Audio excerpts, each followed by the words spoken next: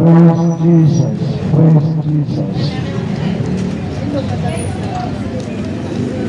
Magandang umaga pong muli dito sa mga taga Lumang Palengke, Phase 5 ng Bulihan. Pagpalain po kayong lahat ng Panginoon. Mapalad po kayo sapagkat ako po ay laging pinapadala ng Panginoon dito sa inyong lugar upang ibahagi ang mabuting balita mula sa Panginoon sa ating ikaliligtas, sa ating ikagagaling, sa ating ikalalaya, at sa ating ikapagpapala. Dahil sa Panginoon, ang lahat ng mabuting bagay ay ating tatanggapin sa Kanya kung tayo po ay sasampalataya lamang sa Kanya at mananalig po tayo sa ating mga buhay sa Panginoon. Ang Panginoon, hindi tayo pababayaan. Ang Panginoon ay lagi sa atin o ating siyang tatanggapin at papapasukin sa ating mga buhay. Ako po'y mananalangin na, Panginoon, salamat po. Ako ay muling dinako sa lugar na ito, Panginoon, upang marinig nila ang iyong mga salita sa pamamagitan ng mga salita ng Diyos na aking ibabahagi sa kanila. Mangusap na po sa bawat isa sa amin. Alam ko po, Panginoon, kilala mo ang bawat isa sa amin sa lugar na ito. Mga nagtitinda, mga nagdadaan, Panginoon, kilala mo kami lahat at mangusap ka sa bawat isa sa amin. Sa pangalan ng Panginoong Yesus, Ikaw, Holy Spirit, ang kumilos sa lugar na ito. Anumang espiritu na hindi mula sa iyo ay pinapaalis ko, inuutusan kong bumalik sa hell in Jesus' name. At aking kinakalaga ng Holy Spirit ang siya lamang malayang kumilos sa aming kalagitnaan sa lugar na ito. I command the mighty angels of God, palibutan ako sa lugar na ito. At binabalaan ko sino man manggugulo sa gawain ito ng Panginoon.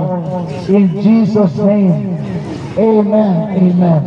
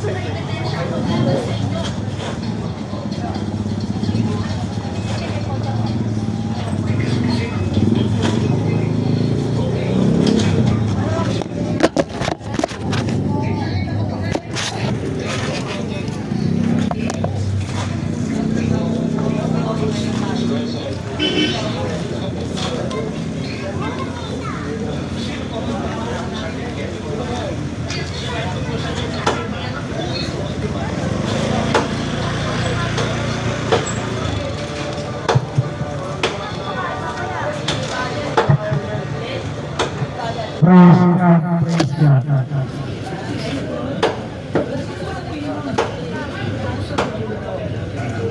Ang sabi po sa Acts chapter 4 verse 12, neither is there salvation in any other, for there is none other name under heaven given among men whereby we must be saved. Dito sa salita ng Diyos sa Acts 4 verse 12, ang sabi po rito, kung tatagalogin, sabi rito, walang ibang pangalan ibinigay sa tao na sukat nilang ikaliligtas. So dito po maliwanag, mga taga-bulihan, na ang Panginoong Yesus lamang ang ibinigay ng Ama. Nag-iisang pangalan ni Jesucristo ang ibinigay ng Ama na sukat natin ikaliligtas. Walang ibang pangalan ibinigay ang Ama na sukat ikaliligtas ng tao sa lupa. Kaya mga kapatid, kung hanggang ngayon hindi mo pa ito sinasampalatayanan, kapatid, nanganganib ka. Sapagkat walang ibang tagapagligtas, walang ibang magliligtas sa iyo, kundi ang Panginoong Jesucristo lamang. Kung hanggang ngayon, kapatid, sa edad mong yan, hindi mo pa sinasampalatayanan ang Panginoong Yesus na tangi mong tagapagligtas at hindi mo pa siya tinanggap bilang tangi mong tagapagligtas, kapatid, mag-isip ka. Sapagkat kung ang kamatayan dumating sa iyo, nang hindi ka sumampalataya sa Panginoong Yesus bilang Panginoon at tagapagligtas mo, kapatid, you are in danger of hell. Mga kapatid, hindi po ako nananakot, nagsasabi lamang po ako ng totoo. Sapagkat mahal ng Panginoon ang mga taga-Phase 5, lumang palengke, mga nagtitinda, mga namimili sa lugar na ito. Nais ng Panginoon kayong lahat ay maligtas. Nais ng Panginoon, samahan po kayo araw-araw sa buhay natin dito sa lupa. Hanggat hindi pa tayo kinukuha ng Panginoon sa langit sa pamamagitan ng kamatayan o sa pamamagitan ng tinatawag na the rapture of the church. Mga kapatid, kung hanggang ngayon sa edad mong yan, halimbawa ikaw ay nasa edad na 80, 70, 60, 50, at hanggang ngayon, hindi mo pa sinasampalatayanan sa Jesus, hindi mo pa siya pinapasok sa buhay mo, at tinanggap bilang Panginoon tagapagligtas, you are in danger. Your soul is in danger. The price of hell is waiting for your soul. Kaya nga po mga taga-bulihan, maging matalino po tayo, lumakad tayo sa katalinuhan na bigay ng Diyos sa atin. Ang kaaway na dyablo, ayaw niya na makilala natin si Jesus, sapagkat si Jesus, pag pinatuloy natin sa ating mga puso ang Panginoong Jesus, ay makakalaya tayo sa kamay ng dyablo. Kapatid, kung hindi pa si Jesus, kung hindi mo pa tinatanggap si Jesus, hanggang ngayon, sa edad mo, wala ka pang relasyon kay Jesus bilang Panginoon tagapagligtas mo, hindi ka nagsisi sa kasalanan mo, hindi mo siya tinanggap bilang Panginoon tagapagligtas mo, your soul is in danger.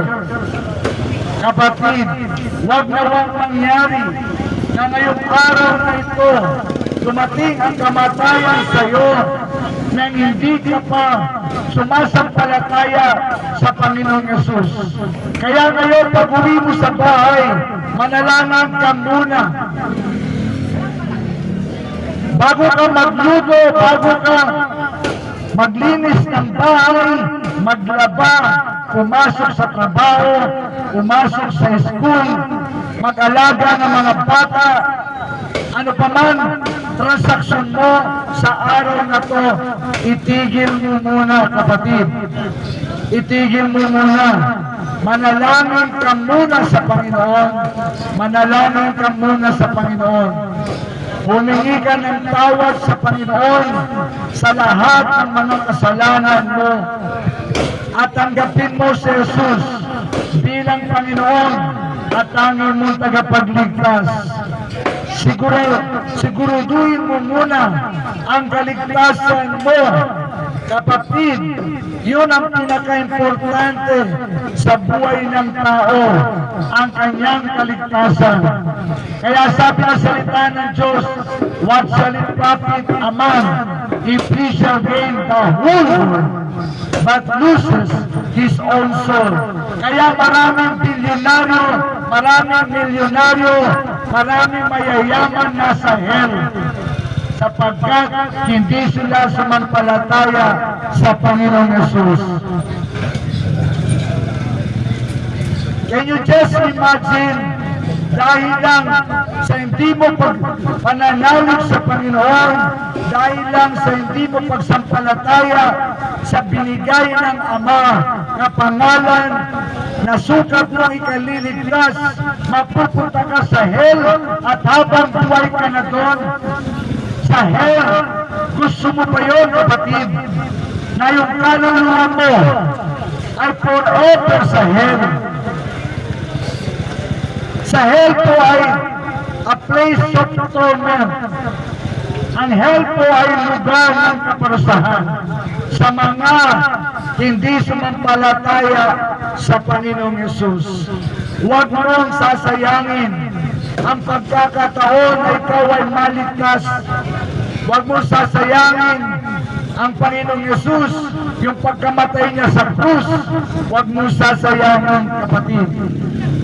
At ang dyablo na dumaya sa mga tao, kapatid, kung hindi mo pa tinatanggap si Jesus hanggang ngayon sa buhay mo, dinadaya ka pa rin ng dyablo. Hawak ng dyablo ang kaluluwa mo at isang araw dadalhin niya yan sa hell. Sapagkat hindi ka sumampalataya sa binigay ng Ama. Ang sabi ng salita ng Diyos, neither is there any salvation in any other name, for there is none other name under heaven given among men, whereby we must be saved. It is only Jesus Christ, mga kapatid. Marami po sa atin tumanda na lang at wala pa rin relasyon kay Jesus. Kapatid, kailan mo balak patuloyin si Jesus pag wala ka ng buhay? Kapatid, walang second chance. Pag namatay ang tao, haharap siya sa Panginoon at titingnan ng Panginoon ang aklat ng buhay. Kung nandun ang pangalan mo at masusulat ang pangalan mo sa aklat ng buhay, kung dito sa lupa ikaw ay nagpakumbaba sa Panginoon, humingi ka ng kapatawaran sa lahat ng mga kasalanan mo at tinanggap mo si Jesus bilang Panginoon at tanging mong tagapagligtas. Kung hindi mo gagawin yung, kapatid, ang pangalan mo ay hindi masusulat sa aklat ng buhay. Ang sabi ng salita ng Diyos,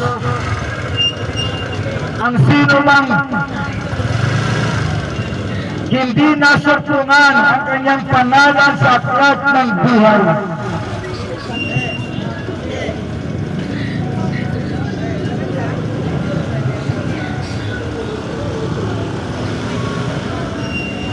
Ang sabi sa Revelation 20 verse 15, and whosoever was not found written in the book of life was cast into the lake of fire. Mga kapatid, lake of fire is heaven, is hell. Kaya nga po, ang sinumang tao, hindi nakasulat ang pangalan sa lake, sa book of life, sa heaven. Sabi, he will be cast out into hell.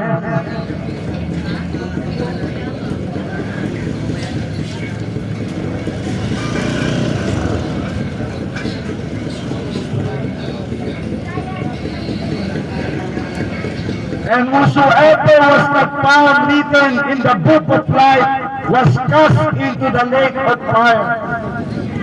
Kapatid, pag ang pangalan mo hindi nakasulat sa aklat ng buhay, hindi ka papasok sa langit.